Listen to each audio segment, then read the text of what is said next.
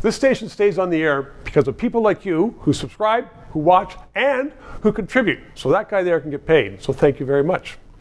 Well, lots in the news these last few weeks, and indeed the last year, about journalists and newspapers and TV stations being paid by the government. My guest today is Stephanie Smyth. She is knowledgeable about TV and radio. She's been in it for, I'm going to say a long time, but no, she's been in it for quite a while. She knows all about it. Thanks for coming on. Does the payment of money to journalists and to outlets imperil their integrity?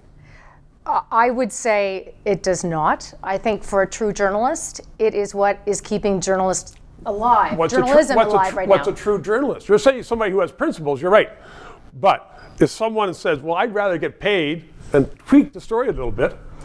Look, in over 30 years in journalism in this country, I have never, ever had any kind of undue influence. And this is as a managing editor, as a news director, various levels, you name it. Never, ever has there been undue pressure or anything of that sort when it comes to editorial content. But when you worked for those stations, they weren't being paid by the government. I happen to know that, for instance, with the Toronto Star, which is paid an awful lot of money by the Trudeau government, they always were liberal, pro-government. Right, so that's not new. No, but now they're even more so, because they know that if they print something that's out of sorts, it may cut back on their salaries. Well, I think, look, we know all along that every newspaper's had its editorial stance. It was always called the Red Star, Absolutely. right? So even if everybody is aware of these subsidies, if everybody is aware that this is happening, they can read it and digest it as they do everything else they read on TikTok, on Instagram that isn't verified. But that's opinion.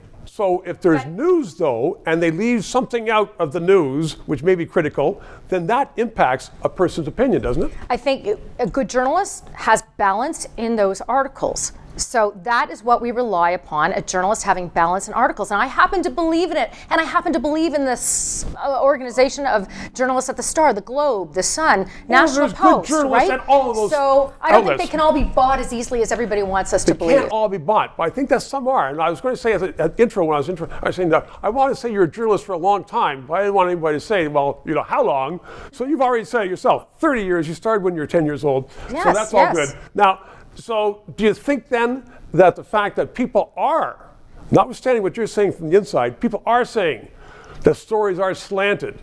They've always said the stories are slanted. Well, that's right, but you this knew is that. Not new. You knew who was Liberal conservative of the NDP. But you still do. This not again, like everybody, the best advice I have to everybody now when it comes to journalism is read, digest absolutely everything everywhere that you can, and then you make your own opinion.